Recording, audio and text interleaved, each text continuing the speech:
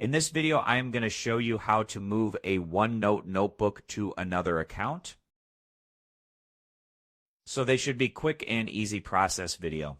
Now without further ado, let's go ahead and jump straight into it. So yes, it's possible. So the first thing you need to do is to open the notebook you want to move in OneNote. Click File, then click on Export, then click on Notebook. So after you have done that, choose OneNote package and export this notebook. After that, sound out, then sign in with the other account you want, then go click on Share. Click OneDrive and browse location when you want to save this notebook. After that process is finished, then you have already moved this notebook.